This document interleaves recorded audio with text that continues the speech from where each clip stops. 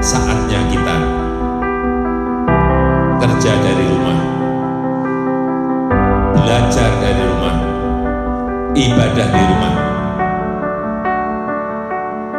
Inilah saatnya bekerja bersama-sama, saling tolong-menolong, dan bersatu padu, gotong royong. Kita ingin ini menjadi sebuah gerakan masyarakat agar masalah COVID-19 ini bisa tertangani dengan maksimal.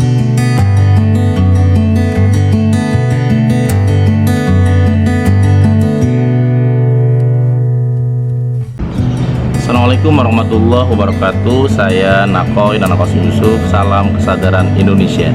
Sahabat-sahabat Nakoy, saya mendoakan Anda semua dalam keadaan sehat, bahagia, dan juga sukses. Walaupun semuanya dikerjakan di rumah, belajar dari rumah, bekerja dari rumah, dan beribadah di rumah.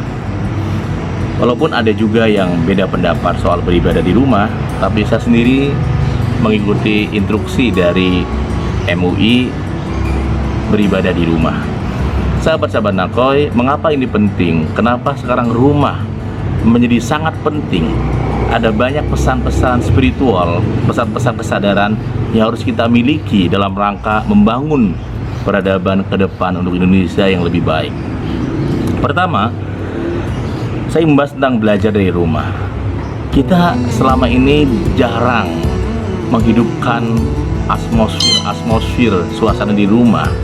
Sebagai orang tua, sebagai ayah, sebagai ibu, sebagai anak, kita semua sedang sibuk dengan urusan di luar rumah. Ada yang sibuk, seorang anak yang dia sibuk kuliah, sekolah, pulang ke rumah dan gak menikmati suasana rumah. Bahkan kadang-kadang di rumah pun dia sudah lelah saja. Ada orang tua lebih-lebih yang dia bekerja, pulang ke rumah sudah letih, kemudian semuanya loyo dan sebagainya, sehingga atmosfer kebahagiaan itu hampir nggak ada di rumah. Rumah semacam hotel untuk transit saja. Disinilah kemudian kita bisa mengambil pesan secara kesadaran, pesan secara spiritual, bahwa rumah adalah fondasi membuat negeri kita kuat. Ada sebuah kata-kata bagus bahwa membangun negara yang kuat dimulai dari rumah. Dan rumah inilah yang sedang didesain oleh keadaan kita hari ini. Saya percaya Allah memiliki pesan-pesan penting mengapa belajar dari rumah. Buat ayah dan bunda, kesempatan terbaik kita hari ini, ambillah kehidupan yang sangat dahsyat ini pun anak-anak kita di rumah. Kita hadir bukan hanya fisik, tapi pikiran, hati, dan jiwa, menemani mereka dalam belajar dan dalam diskusi-diskusi yang kadang-kadang nggak penting. Bicaralah. Mungkin selama ini ada problem dalam komunikasi dengan anak. Maka kesempatan 14 hari kita di rumah ini gunakan untuk komunikasi terbaik dengan anak atau putra-putri Anda. Bagaimana caranya? Cobalah mendengar mereka bicara. Apa yang mereka inginkan kita dengarkan, karena kesempatan terbaik. Karena selama ini orang tua selalu ingin didengarkan. Ketika 14 hari di rumah, kesempatan mendengarkan mereka itu luar biasa. Sebagai ayah dari 4 anak saya, maka 14 hari di rumah ini adalah kesempatan terbaik mendengarkan mereka. Luar biasa. Banyak pesan-pesan yang indah yang bisa menjadi insight buat saya untuk karya-karya saya berikutnya misalkan. Dan buat anak-anak saya, buat Anda siswa-siswi dimanapun yang sedang ada di rumah, maka manfaatkan kesempatan terbaik ini untuk mendekatkan diri Anda dengan orang tua, terbuka, kemudian bercanda, bergurau, selain juga menyisakan waktu belajar dengan guru melalui online, tapi menghadirkan kembali kebahagiaan bersama orang tua Anda adalah hal yang sangat terbaik. Karena banyak di antara kita sebagai anak yang memaknai pentingnya orang tua ketika mereka nggak ada lagi bersama kita. Jadi manfaatkan belajar yang luar biasa di rumah, tidak hanya belajar tentang perkuliahan sekolah, tapi juga belajar tentang kehidupan dari orang tua. Sahabat Nakoy, yang kedua, bekerja dari rumah. Ini juga menjadi sangat menarik, penuh dengan tantangan. Tapi buat saya sendiri, saya sudah biasa bekerja dari rumah. Karena kebetulan pekerjaan saya adalah ketika memberikan seminar, training dan sebagainya. Ketika nggak ada seminar dan training, saya praktis di rumah. Ngapain? Saya bekerja. Apa yang saya lakukan? Saya menulis karya-karya saya, tulis buku-buku saya yang bisa dibaca oleh teman-teman di Indonesia, termasuk buku terbaru saya, Unconditional Happiness. Nah, buat Anda teman-teman saya yang pertama kali bekerja di rumah, mungkin awalnya kita bingung, ngapain, panik dan sebagainya, awal aja. Tapi hari kedua, hari ketiga, minggu kedua Anda sudah mulai menikmati bekerja di rumah, bahwa ternyata bisa bekerja di rumah. Dan ya, rezeki itu selalu ada, sahabat-sahabat Nakoy. Dan harus percaya bahwa Anda bisa bekerja dari rumah walaupun awalnya penuh dengan tantangan dan sebagainya. Beberapa teman saya dosen, guru dan sebagainya, dia melakukan telekonferensi dengan siswanya, mahasiswanya, bisa. Bahkan ada teman saya dosen di UIN Jakarta, dia uji skripsi mahasiswanya dari online pada saat bekerja dari rumah.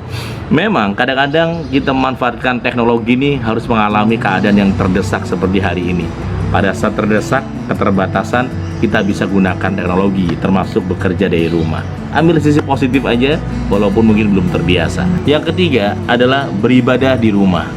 Ini yang juga sangat unik, sangat mungkin buat sebagian orang tidak setuju.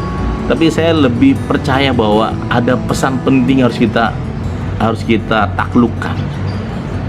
Keegoan kita terhadap pemahaman agama harus kita maknai lebih.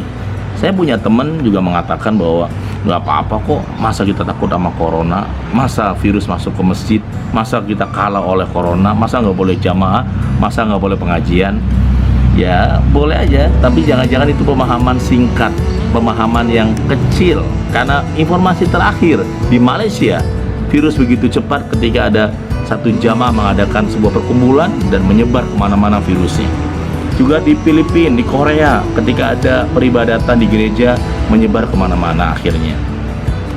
Saran saya sendiri memilih untuk tinggal di rumah, beribadah di rumah untuk sementara waktu. Dan saya yakin Allah Maha Tahu atas niat dan alasan kita yang bukan diada-adakan. Memang keadaan yang terbaik.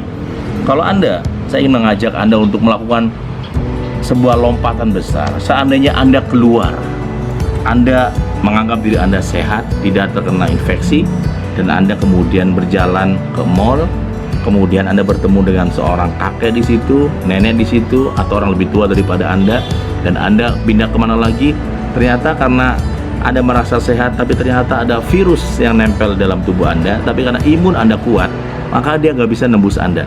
Tapi virus ini akan pindah, menular kepada kakek tersebut, langsung dia rapuh, dan dia pulang menyebar kemana. Kemudian Anda pergi kemana lagi, nempel kemana lagi, bertemu dengan seorang ibu sedang hamil, bertemu anak kecil.